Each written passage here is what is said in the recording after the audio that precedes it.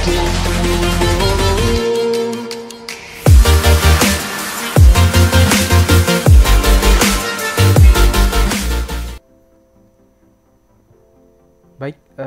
selamat pagi. Assalamualaikum warahmatullahi wabarakatuh. Bertemu lagi dengan Pak Septa. Saya ucapkan selamat datang kepada teman-teman dari Akfar Angkatan 2020. Kali ini kita bertemu lagi di bab yang keempat,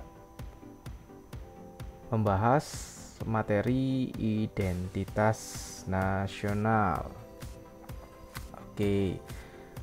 Ya, apa dan bagaimana tentang identitas nasional kita akan bahas tuntas di pertemuan kali ini. Identitas nasional, konsep berbangsa dan bernegara untuk NKRI dan dunia. Jadi ada peta dunia di situ. Kita akan membahas tentang identitas sebagai sebuah konsep berbangsa dan bernegara bagi negara kesatuan Republik Indonesia serta dunia. Oke, pengertian identitas nasional. Setiap bangsa itu memiliki karakter dan identitasnya masing-masing. Jadi, faktor yang menjadikan setiap bangsa memiliki identitas yang berbeda itu yang pertama ada faktor geografis, kemudian faktor ekologi, faktor demografi, faktor sejarah, faktor budaya, dan watak masyarakat. Kita lihat secara geografis terlebih dahulu. Berbicara mengenai faktor geografis itu berarti letak posisi Indonesia di dunia. Jadi kalau dalam mata pelajaran IPS mulai di SD, SMP, kita mengenal bahwa Indonesia itu terletak di antara dua samudra dan di antara dua benua. Jadi samudra Pasifik dan samudra Hindia serta benua Asia dan benua Australia, ya, itu adalah faktor geografis. Ekologi ini adalah faktor dari lingkungan. Jadi letak Indonesia yang tropis itu faktor lingkungannya berdampak terhadap curah hujan yang cukup tinggi sehingga memudahkan masyarakatnya itu untuk melakukan kegiatan bercocok tanam, berladang, dan berkebun dan lain sebagainya. Itu adalah faktor ekologi. Faktor demografi itu adalah berkaitan dengan penduduk. Ada mortalitas, ada natalitas, ada kelahiran, kematian. Itu adalah faktor demografi. Faktor sejarah.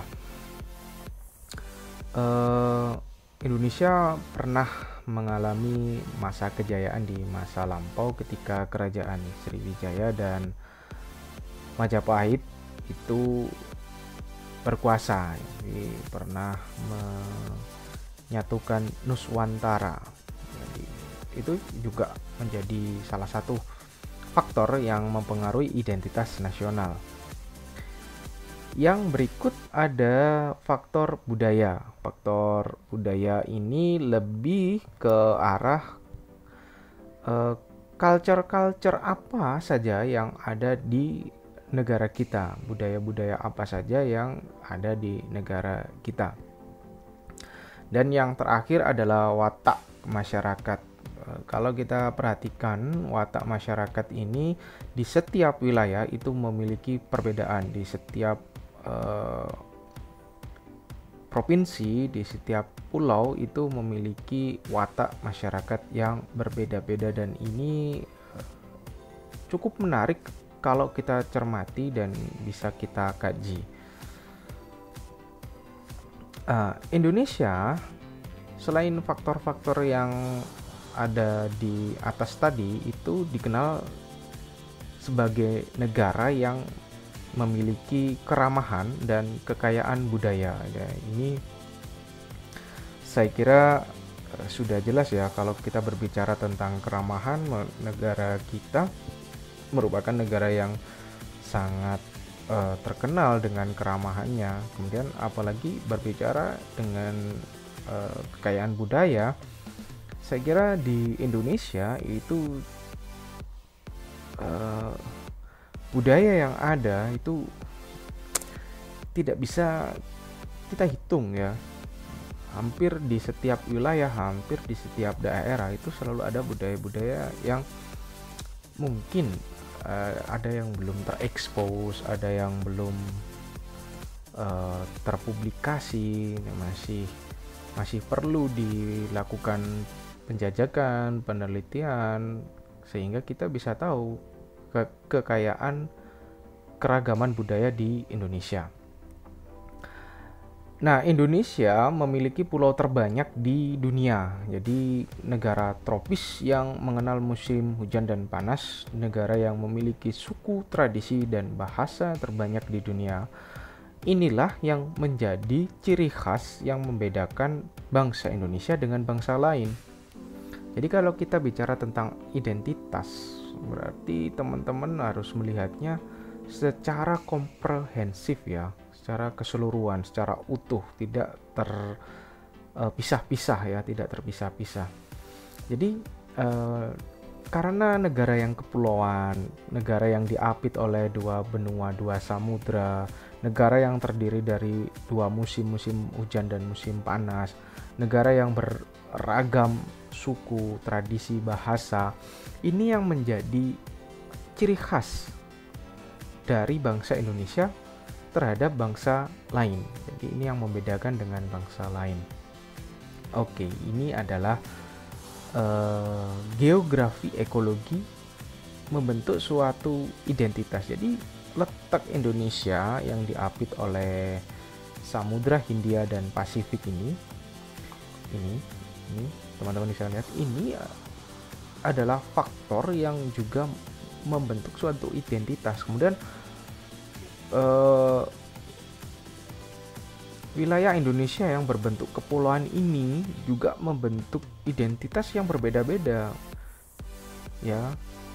Misal Sumatera dengan Jawa, identitasnya apa, itu juga memiliki perbedaan, tetapi kita tidak boleh berbicara tentang perbedaan tersebut untuk dijadikan sesuatu hal yang ditonjolkan, tapi kita akan berbicara bahwa perbedaan itu adalah sebuah identitas kita. Nah, kita lanjutkan. Nah, identitas nasional atau national identity adalah kepribadian nasional atau jati diri nasional yang dimiliki suatu bangsa yang membedakan bangsa satu dengan bangsa lain. Jadi, kalau kita bicara tentang identitas nasional, secara tidak langsung berarti kita berbicara apa yang menjadi pembeda diri kita, bangsa kita dengan bangsa lain. Nah, itu jelas. Dalam konteks bangsa, identitas nasional itu mengacu pada kebudayaan atau karakter khas. Nah, jelas ya. Mengacu pada budaya dan atau karakter khas. Dalam konteks negara tercermin dalam simbol-simbol kenegaraan. Kalau kita bicara konteks negara berarti semuanya tercermin dalam simbol-simbol kenegaraan. Nah, kedua unsur identitas tersebut ya, kebudayaan dan karakter itu terangkum dalam Pancasila. Ya. Terangkum dalam Pancasila. Dan kenapa kok Pancasila? Karena Pancasila merupakan identitas nasional dalam bermasyarakat, berbangsa, dan bernegara. Jadi kalau kita bicara tentang identitas, berarti kita bicara tentang Pancasila. Jadi tetap tidak bisa dipisahkan. Oke, ini adalah lambang negara kita, Garuda Pancasila, dengan tulisan di bagian bawah bertuliskan Bhinneka Tunggal Ika, yang bermakna atau berarti berbeda-beda tapi tetap satu jua. Identitas nasional, seperti lambang negara. Ya, identitas nasional itu seperti lambang negara, burung Garuda itu identitas nasional. Kemudian bendera merah putih, lagu kebangsaan Indonesia Raya, dan lain-lain. Jadi identitas nasional yang tadi ada di bagian sebelumnya, kita fokuskan lagi bahwa identitas dalam berbangsa dan bernegara itu munculnya dari lambang negara, bendera negara, lagu kebangsaan. Itu identitas. Jadi kepribadian nasional atau jati diri nasional Indonesia adalah Pancasila. Di Pancasila. Kenapa kok Pancasila? Karena Pancasila merupakan identitas nasional dalam bermasyarakat, berbangsa, dan bernegara. Pak, kok bisa? Kita akan bahas. Oke. Pancasila merupakan azas, sifat, jati diri bangsa Indonesia untuk NKRI atau untuk Negara Kesatuan Republik Indonesia, atau bisa juga untuk dunia. Masa sih Pak? Kita lihat. Dalam Pancasila ada 5 sila, mulai dari ketuhanan yang Maha Esa, kemanusiaan yang adil dan beradab, persatuan Indonesia, kerakyatan yang dipimpin oleh hikmat kebijaksanaan dalam permusyawaratan perwakilan, sampai keadilan sosial bagi seluruh rakyat Indonesia. Kita akan bahas satu persatu jati diri bangsa Indonesia berdasar Pancasila itu seperti apa. Nah, yang pertama, ketuhanan yang Maha Esa. Jadi teman-teman perhatikan di layar, itu adalah arah panah seperti penjuru mata angin. Jadi ada 8 arah panah seperti penjuru mata angin, dan teman-teman nanti membacanya itu searah jarum jam. Ya, paham ya, searah jarum jam itu berarti mulai dari sini turun ke bawah hingga kembali ke atas. Ketuhanan yang Maha Esa, di situ singkat KTYME atau Ketuhanan yang Maha Esa. Pancasila itu dasarnya adalah iman. Setiap manusia, setiap warga negara pasti beriman. Apa bukti imannya? Percaya adanya Tuhan yang Maha Esa dan menjalankan agama, ya. Hasilnya manusianya itu beriman. Jadi kalau manusia percaya kepada Tuhan, menjalankan ajaran agama sesuai dengan keyakinan masing-masing, yang Islam, yang Nasrani, yang Katolik, yang Buddha, yang Hindu, yang Konghucu, mereka percaya adanya Tuhan dan mereka menjalankan agamanya. Nah, dari percaya adanya Tuhan dan menjalankan agamanya, itu manusia yang berpancasila berarti manusia yang beriman. Nah, dari iman, ya, mereka bisa disebut atau bisa dikatakan beragama. Kenapa kok beragama? Berarti Presiden Soekarno itu pernah mengucapkan sebuah statement bahwa setiap manusia Indonesia khususnya itu memiliki keyakinan dengan Tuhannya masing-masing. Jadi tidak bisa dipertentangkan, ya. Misalnya umat Islam menganggap Tuhannya paling benar, umat Nasrani menganggap, tidak bisa dipertentangkan ketika itu berbicara dengan Pancasila. Sesuai dengan pasal 29, setiap pemeluk agama diberi kebebasan untuk menjalankan ibadah sesuai dengan agama dan kepercayaannya masing-masing, seperti itu. Jadi itu adalah iman. Nah, hasilnya adalah agama. Semakin bergeser ke bawah itu ada sebuah konsep mengenai materialisme. Apa materialisme itu? tahu agama tapi tidak percaya Tuhan. Hasilnya fasik, pemanusia yang tidak percaya Tuhan. Ditanya, kamu percaya Tuhan? Percaya, tapi agama apa? Wah, saya ini abangan, istilahnya gitu. Loh, kok agapangan? Iya, pokoknya saya percaya Tuhan sudah, tapi agama itu nggak penting. Itu fasik kalau bicara dalam Pancasila. Jadinya nanti adalah ateis. Ateis itu tidak bertuhan atau tidak beriman atau kafir sebenarnya. Nah, lebih lanjut dari materialisme, kelanjutan dari materialisme itu tidak beriman atau kafir ini. Jadinya apa? Tidak beragama, ya tidak percaya Tuhan. Hasilnya manusia tidak beriman. Sudah tidak beragama, tidak percaya Tuhan. Apa yang mau diyakini, apa yang mau disembah, ya kan? Saya kira ini banyak di Indonesia itu. Banyak sekali. Ketika ditanya agamanya apa, Islam gitu, KTP, tapi ketika ditanya sholat, enggak. Nah, itu kan tahu agama, percaya Tuhan, ya, tapi tidak melaksanakan perintah-perintahnya, itu ya hampir tidak jauh berbeda dengan materialisme tadi. Tahu agama tapi tidak percaya Tuhan, sama saja. Tahu Tuhan tapi tidak menjalankan perintah agama. Itu materialisme. Kalau ateis atau kafir ini tidak beragama, juga tidak percaya adanya Tuhan. Nah, akhirnya manusia tidak beriman dan tidak ada agama di situ. Nah, yang penting di sini yang perlu digarisbawahi bahwa dalam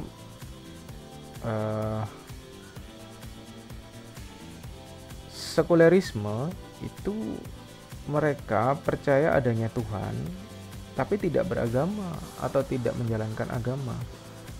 Nah, ini beda lagi. Munafik kalau ini. Tapi percaya Tuhan, tidak beragama, ya jadinya manusia yang munafik atau sekulerisme. Nah, ini di negara yang penganut paham demokrasi, misal di negara-negara penganut paham liberalisme, ya, seperti di Amerika Serikat, seperti di Inggris, pokoknya negara-negara yang penganut paham liberalisme. Oke, teman-teman, jika ada yang tidak paham dari ini circle ketuhanan yang Maha Esa atau siklus dari ketuhanan yang Maha Esa, teman-teman bisa bertanya di kolom komentar ya, nanti Pak Septa tanggapi. Oke, sila yang kedua itu beradab.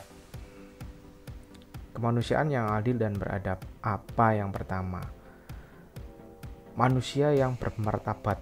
Pancasila itu cita-citanya adalah menghasilkan manusia yang bermartabat. Apa sih manusia yang bermartabat itu? Manusia yang beradab dan adil, melahirkan rasa kemanusiaan dan kasih sayang sesama manusia.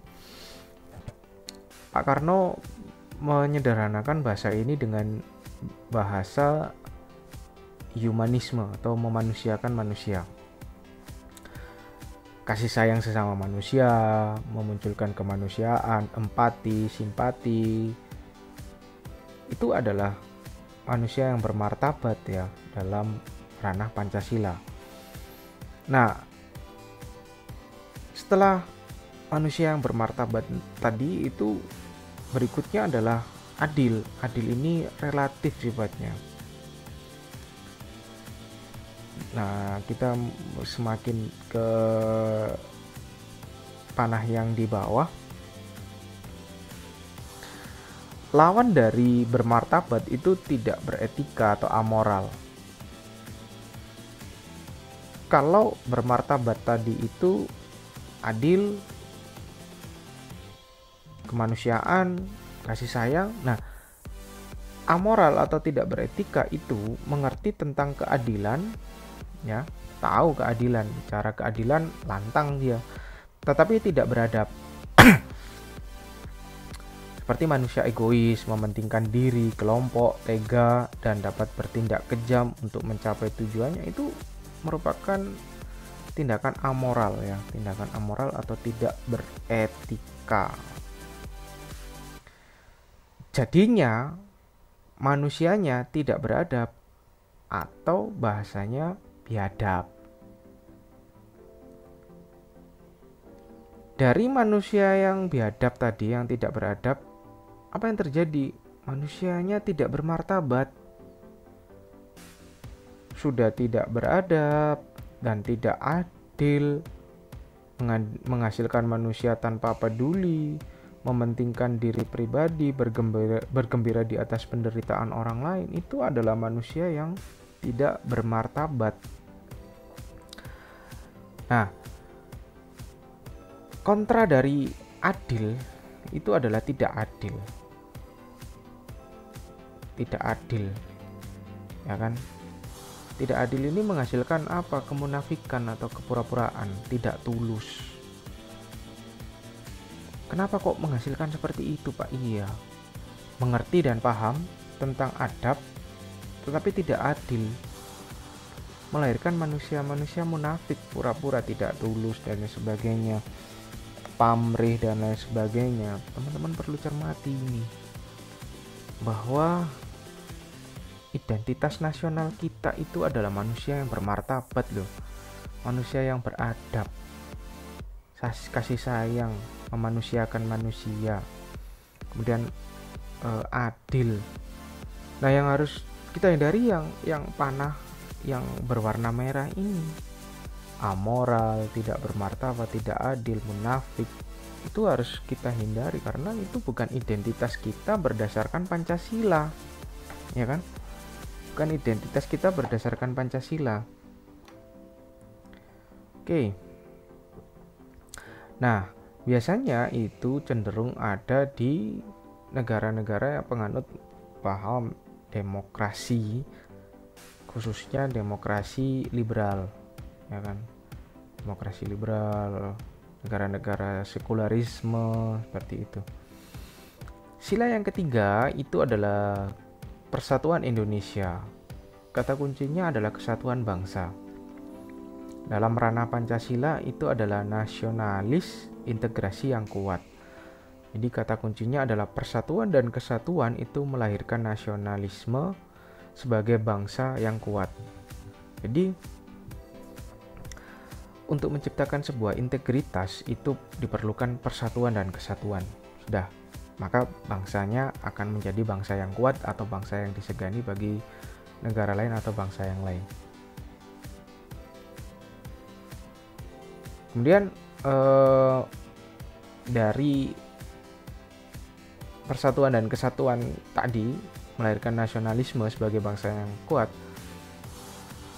berikutnya adalah persatuan. Nah, ini kan, jadi kalau negara itu sudah bisa menghasilkan persatuan dan kesatuan, maka persatuan bangsanya bisa dijaga.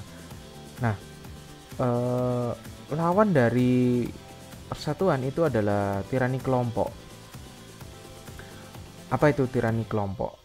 Tirani kelompok itu adalah persatuan yang dibangun atas kesatuan kelompok sehingga melahirkan tirani kelompok.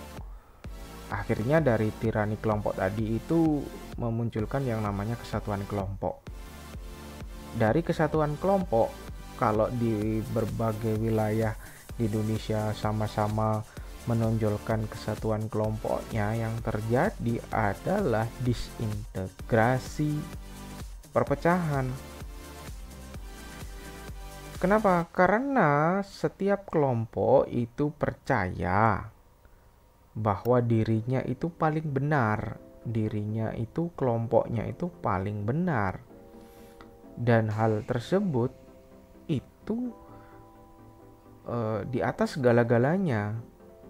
Di persatuan dan kesatuan bangsa tidak dipikirkan, yang penting kelompok saya paling benar sudah. Dan itu mengancam persatuan dan kesatuan bangsa. Nah, kontra dari persatuan itu adalah persaingan. Ya, kontra dari persatuan itu adalah persaingan. Nah, dari persaingan ini ya,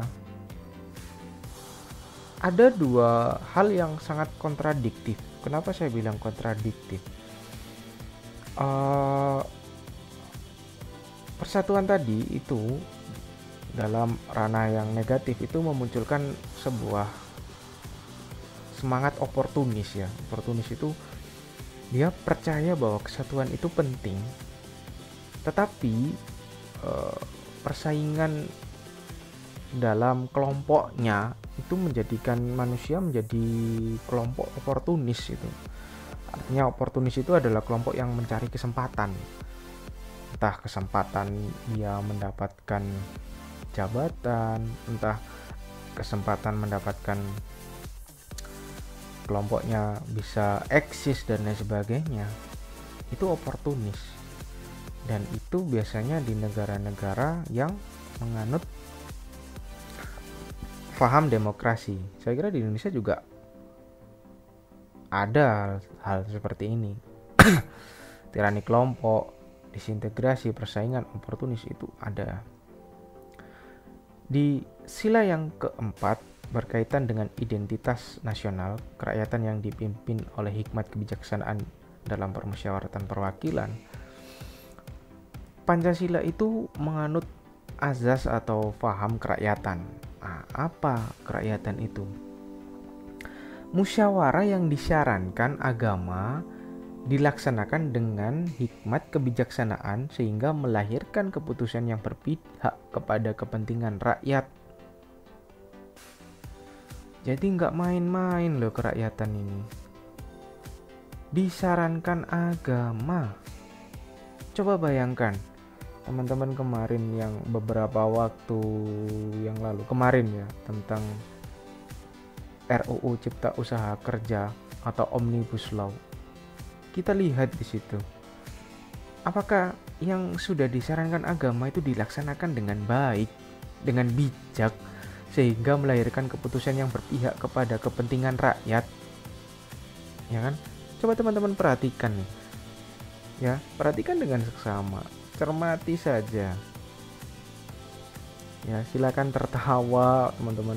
Silakan tertawa di komentar nanti ya. Ini kita sedang membahas tentang identitas loh ya. Kita sedang membahas tentang identitas bangsa Indonesia. Dan beberapa hari yang lalu itu ditetapkan RUU Cipta Kerja Omnibus Law oleh DPR. Sangat saya tidak bisa ngomong lah, coba teman-teman komentar nanti ya. Nah, dari kerakyatan tadi itu melahirkan hikmat kebijaksanaan. Nah, ini yang terjadi ya, pembenaran dengan kekuatan. Tahu hikmat kebijaksanaan, tetapi landasan suara terbanyak dipakai ukuran untuk memutuskan, sehingga melahirkan keputusan yang berpihak pada kepentingan kelompok. Ya.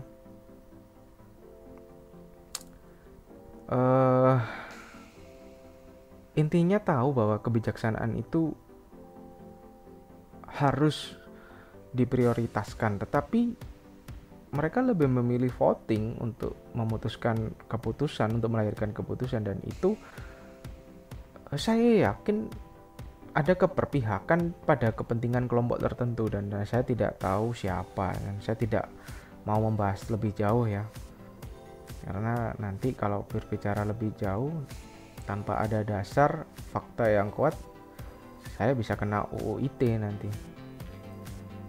Nah, suara terbanyak atau voting, bisa dikatakan bahwa suara terbanyak itu adalah non kerakyatan. Kenapa? Karena hikmat kekuatan berdasarkan suara terbanyak, dan itu hanya melahirkan kebijaksanaan hanya untuk kelompoknya, bukan rakyat. Ya, bukan rakyat. tetapi hanya untuk kelompok tertentu. Nah, kita lihat saja ini RUU Cipta Kerja ini kira-kira bijaksana untuk siapa? Ya, gitu saja. Nah,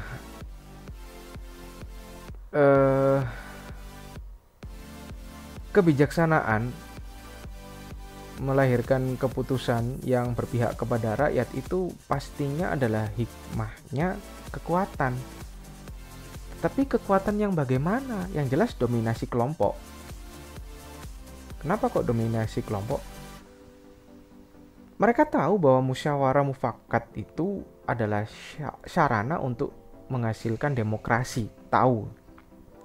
Tetapi hikmat kekuatan yang dipakai sebagai landasan untuk melahirkan dominasi kelompok. Kenapa kok dominasi kelompok? Coba kita lihat ketika fraksi Demokrat memberikan interupsi, tiba-tiba mikrofonnya mati dengan berbagai alasan. Oke, kita bicara sebagai masyarakat awam ya, orang awam. Kenapa kok dimatikan? Kenapa kok tidak diberikan kesempatan dan lain sebagainya? Kenapa? Itu kan memunculkan yang namanya dominasi kelompok ya. Dominasi kelompok. Oke, silakan teman-teman berkomentar, ini menarik ini. Jadi ini kita bicara tentang identitas. Apakah seperti itu identitas negara kita yang sudah ditunjukkan oleh para wakil rakyat yang duduk di DPR itu? Apakah seperti itu? Coba teman-teman nanti silakan memberikan komentar. Oke, yang terakhir itu adalah keadilan sosial bagi seluruh rakyat Indonesia. Ini yang berat, seluruh rakyat. Nah, kenapa di situ ada kata adil? Karena keadilan sosial. Keadilan harus diwujudkan untuk kepentingan seluruh rakyat, tidak untuk kelompok rakyat tertentu. Hal ini hanya bisa dicapai hanya oleh seorang pemimpin, bukan penguasa. Bedakan teman-teman ya, pemimpin dan penguasa. Oke, saya kira teman-teman sudah mulai muncul berbagai konflik batin, konflik pikiran. Silakan curahkan semuanya di kolom komentar ya. Nah, kalau keadilan itu keadilan sosial itu ada di tangan penguasa, jadinya adalah keadilan untuk kelompok. Kenapa? Mengetahui tentang keadilan, tetapi kepentingan kelompok lebih kuat melahirkan keadilan untuk kelompoknya. Jadi ini gimana ya? Mungkin teman-teman melihat sebuah retorika yang menarik ketika berbicara tentang identitas nasional, dan seolah-olah ditunjukkan juga bahwa inilah yang sedang terjadi di negara kita. Keadilan untuk kelompok, mengetahui tentang adil tapi kepentingan kelompok lebih kuat melahirkan keadilan untuk kelompoknya. Silakan teman-teman cermati. Dari hal tersebut itu melahirkan yang namanya kelompok rakyat tertentu. Padahal bangsa Indonesia itu mulai dari Sabang sampai Merauke loh. Padahal rakyat Indonesia itu tidak hanya pengusaha loh ya. Ya kan? Buruh itu juga rakyat Indonesia loh. Nah, terus kalau seperti itu, kelompok rakyat tertentu ini siapa yang diuntungkan? Siapa? Nggak tahu saya. Ya. Jadinya nanti muncul apa? Penindasan. Sudah tidak adil, kepentingan kelompoknya ditonjolkan, akhirnya apa yang terjadi? Penindasan kelompok lain, kelompok yang minoritas mungkin, kelompok yang merasa tidak dianggap mungkin, kelompok yang mereka itu berada di kalangan bawah mungkin ya. Jadi ini perlu kita cermati. Jadinya kalau sudah muncul penindasan ini, apa? Tidak adil. Tidak adil. Kenapa kok tidak adil? Karena mereka memunculkan yang namanya pencitraan. Kenapa kok pencitraan, Pak? Karena seluruh rakyat itu harus merasakan keadilan. Tetapi kepentingan kelompok lebih kuat sehingga melahirkan usaha pencitraan. Seolah-olah baik. Tetapi ya bisa baik, bisa tidak, bisa relatif lah pokoknya. Dulu pernah ada sebuah film Alangkah Lucunya Negeri Ini. Teman-teman bisa tonton di situ. Dan ternyata memang lucu negeri ini maksudnya. Di film itu ya. Identitas nasional sebagai karakter bangsa. Nah, identitas nasional tidak statis ya, tetapi dinamis. Karena memang kita bicara identitas nasional tidak statis, tapi dinamis. Nah, ketika bicara tentang identitas nasional berarti ada kata karakter di situ. Dalam bahasa Inggris, pengertiannya adalah sifat, kejiwaan, akhlak, budi pekerti, tabiat, watak yang membedakan seseorang dengan orang yang lain. Kemudian ketika bicara tentang karakter bangsa berarti tabiat atau watak khas bangsa Indonesia yang membedakan bangsa Indonesia dengan bangsa yang lain. Ingat teman-teman, yang membedakan bangsa Indonesia dengan bangsa yang lain. Berarti kalau sudah bicara seperti ini, kita harus kembali kepada Pancasila. Karena Pancasila itu adalah karakter sesungguhnya bangsa Indonesia.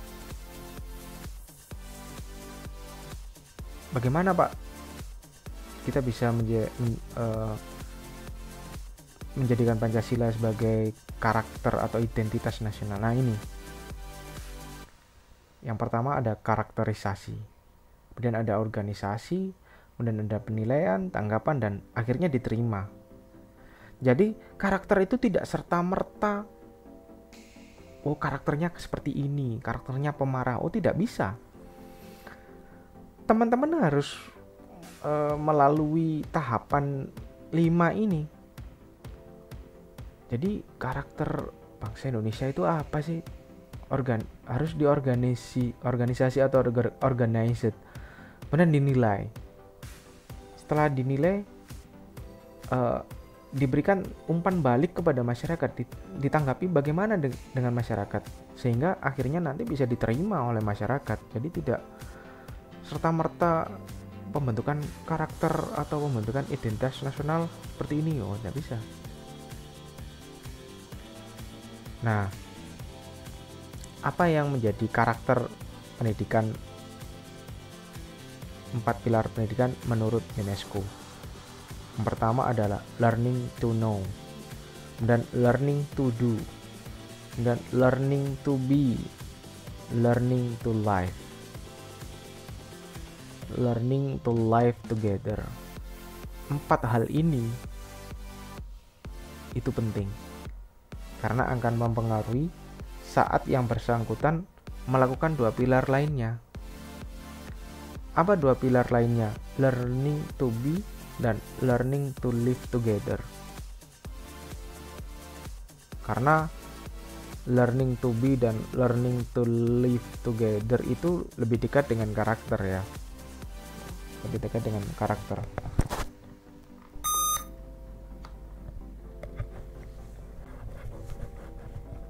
Lebih dekat dengan karakter. Ini sumbernya UNESCO loh ya.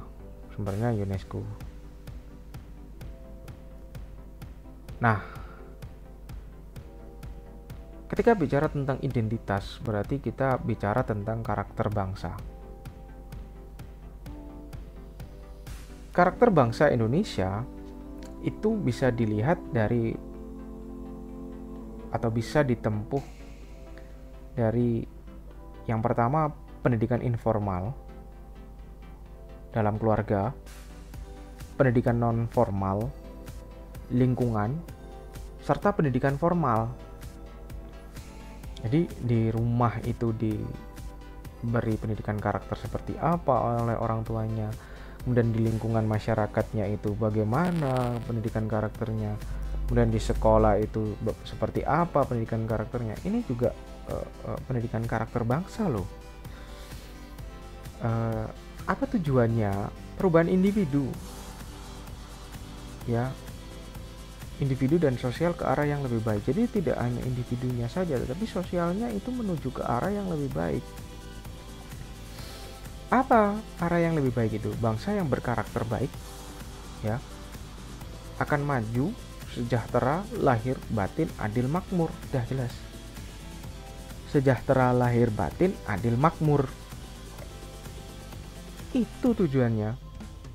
Identitas nasional atau karakter bangsa itu. Pendidikan karakter itu memang, kita ketika berbicara tentang pendidikan karakter itu adalah suatu sistem penanaman nilai-nilai perilaku atau karakter kepada warga kampus, ya, karena kita bicara pendidikan formal yang meliputi komponen pengetahuan, knowledge, kesadaran atau kemauan, dan tindakan, action, untuk melaksanakan nilai-nilai tersebut, baik terhadap Tuhan Yang Maha Esa, diri sendiri, sesama, lingkungan, maupun kebangsaan, sehingga menjadi manusia yang sempurna. Pak, susah memang, tetapi kembali lagi bahwa kita itu tadi ada learning to know, learning to do, learning to be, dan learning to live together. 4 hal ini jangan sampai kita lupakan,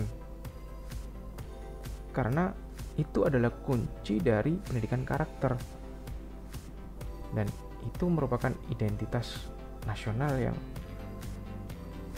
kita tidak bisa hilangkan, ya, kita tidak boleh hilangkan gitu.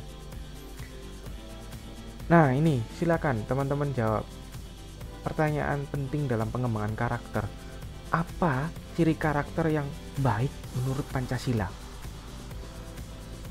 Oke, silakan teman-teman berkomentar di kolom komentar channel Pak Septa, ya. Apa ciri karakter yang baik menurut Pancasila? Itu dulu yang bisa Pak Septa sampaikan pada pertemuan kali ini. Saya tunggu komentar teman-teman, jawaban teman-teman, argumen teman-teman di kolom komentarnya, sehingga kita bisa berinteraksi di situ. Saya akhiri terlebih dahulu pertemuan hari ini. Sampai bertemu lagi di pertemuan minggu depan. Selamat pagi. Assalamualaikum warahmatullahi wabarakatuh.